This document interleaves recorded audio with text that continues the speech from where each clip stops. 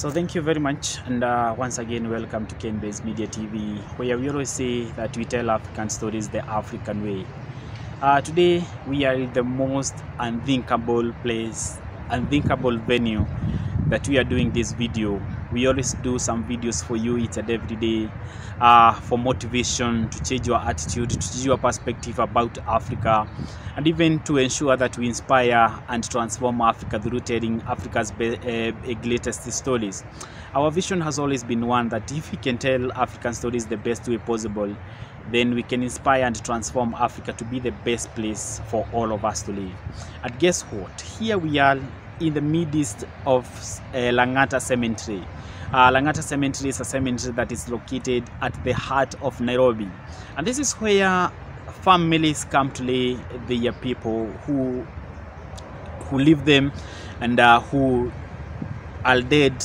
They come each and every single day to come and lay them to rest at this particular place. And as we were thinking and as we were going out these places, we have met so many people who are burying their dead today, and we were thinking about life and death. And at a place like this, where most people who come into this place, especially to bury their loved ones, they come with a humble heart.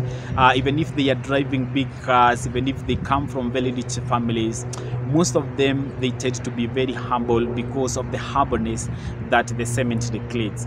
And the question that we would want to ask you at this particular time is, what will happen to the people that you will leave when you are gone? That is the question that we would ask, or this question that we are posing to you at this particular time. The reason we are saying this, or we are posing this question to you, is because there are so many people who come into this world each and every day, billions and billions of people. The world today stands at a loud 7.2 billion people, and there are so many people who come into this world each and every day. And when they come into this world each and every day, they live their life, and then they exit the stage of life and go and get buried in a cemetery like this, without having achieved anything, without having done anything for humanity. Today as we are speaking, these are people who used to live in this place. And there's some people who come each and every day to come and maybe visit them for anniversaries. Some of them, they just come and see how their graves are. But the question that we would ask and we would want to ask is, what did these people leave for us in this world? That today, if we look behind, we can say that it is because of so and so who came into this world and left this world that we have this thing that we have today.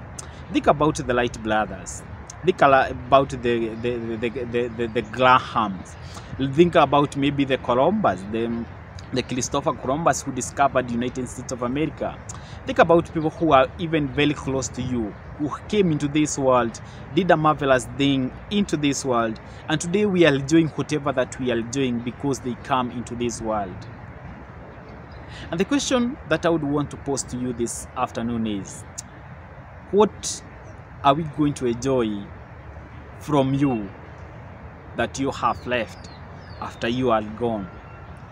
When you'll be no more, that now you will not be in this world again, because the people who are around me at this particular time, they are no longer in this world. They will never come back to this world, because you only live once. That is very true. And even me who is broadcasting this video to you at this particular time, I know that with each and every dawn, I am getting closer to my grave. And my question that I ask myself each and every day, whenever I go to that mirror, looking at myself, I usually ask myself one question. If I am to leave this world today, what will I leave behind that people will say, if it is not for Ken who came into this world, we would not have been better, and we would not have been the way we are today. When I was writing my first book, it was titled Poison for Greatness. It never got known to people, and I didn't even sell many copies from that book, Poison for Greatness. There's something very profound that I wrote in that book, something that Even today, when I read it or when I think about it, I say that it was a divine message that I was given by God. And God told me, and I was in a burial somewhere, and I was reading the eulogy of that person. And at the bottom of the eulogy, it was written, "Rest in peace." And that is exactly what happens in most of the eulogies that people write. At the bottom of the first page, it is always written, "Rest in peace."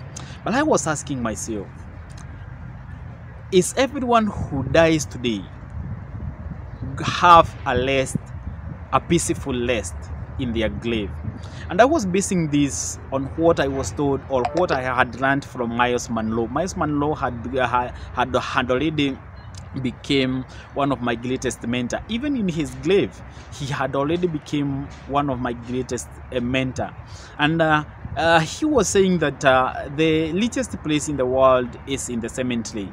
And he was saying that the richest place in the world is not in the gold mine of South Africa, is not in the diamond mines in the world. It is not even in the places or in the countries where they they mine a lot of crude oil. We may think that those are the richest place, but the richest place, according to Myles Munroe, is in the cemetery, where we are at this particular time. And he was saying that in cemetery lies a lot of dreams. In cemetery lies a lot of songs, a lot of music, a lot of innovations that were not innovated. People who are sent by God to come and deliver something into this world, but they were not able to deliver it because of the fear they have, or maybe because of engaging themselves into activities or things that were not meant for them by God. That people who are born to come into this world and be speakers, they were never speakers to change the world. People who were born are brought into this world by God to become preachers, but they never became preachers. Maybe because of one or two things. People who were born and were given the gift and talent to come and innovate things in the world, but they let all those dreams die with them. And when I was writing that book, I said that, what if the person who was sent by God to come and innovate medicines or even vaccines for things like HIV/AIDS, for things for diseases that chronic diseases like cancer, died before even they knew that they were sent by God to do that? Today the world is suffering for lack of vaccine for HIV, for lack of vaccine and treatment for cancer, because the person who was sent by God to come and innovate the medicine for cancer allowed themselves to die, having not achieved that. How do we ever expect that they are going to rest in peace? And that is the question I was posing in that book. And I was saying that we should stop writing rest in peace if we are not sure that those people are going to rest in peace when they die. And the question maybe we would want to ask ourselves today: are we going to rest in peace when we die, when we exit the stage of this world? Because one day we will not be here, and we do not necessarily know when it is going to happen. But we are sure that today, tomorrow, or even the other day to come, maybe we will not be here. The question we should be asking ourselves each and every day when we wake up in the morning is, when I leave this world, what will I have left for the world, or even for the generation and generation to come? Will generation and generation to come remember me? Or will I need a tombstone like this one that has been built here to remind people of my existence? Will your great-great-grandchildren ever knew that you ever existed in this world? Or will they have to be taken to where you are buried? I've seen that there are people who died in 1940s who are buried here. 1950-something who are buried here. In 1950-something, even my own father was not born.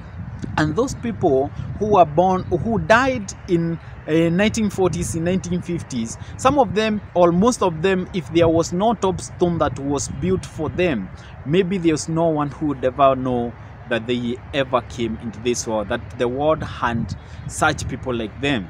And so the question that I would want to pose again is, will we necessarily need a tombstone for people to remember that we were here? Or we can do something that will remind the world that we ever came into this place. Miles Monroe started his career when he was very young. When he died, I had not ventured into speaking or even into inspiration. But today, he inspires me, he motivates me, even in his grave. I don't even know where he is buried. Can you imagine that? I know it is in Bahamas, but I've never been in Bahamas. But because of his motivational videos, because of his motivational book that he wrote, generation and generations to come will always read about him and will always be motivated by him. The likes of Moses in the Bible, he's a guy who never made it to the to Canaan, but today people emulate him, people love him because he was the person who was sent by God to lead a bunch of slaves from Egypt to Canaan, to go and make Canaan their permanent place for living. And from there, now we were able to get the Savior Jesus Christ, who came into the world from the genealogy of David. And here today we can be proud to say that our sins are forgiven. But that story is a story that started right from Moses. The likes of maybe Muhammad, whom the Muslim is considers the highest prophet, who came into this world, did whatever he did, and he will be remembered for the rest of the world. As long as the world lives, he will always be remembered. What will you be remembered with when you leave this world and exit the stage of life? This is the question I would want to ask you, or to leave you with, because this is a very good question for all of us to ask ourselves. What if one day we will not be here? Will we be remembered, or will we need tombstones, as you can see them surrounding me today, for us to be remembered? Thank you very much. We can make Africa great, and we can be the best continent if we keep doing the best that we can do, and if we keep doing the best that God has made us to do. I will leave you there with that question. Ask yourself that question, and kindly be kind to yourself, and don't forget to live. Thank you very much. God bless you.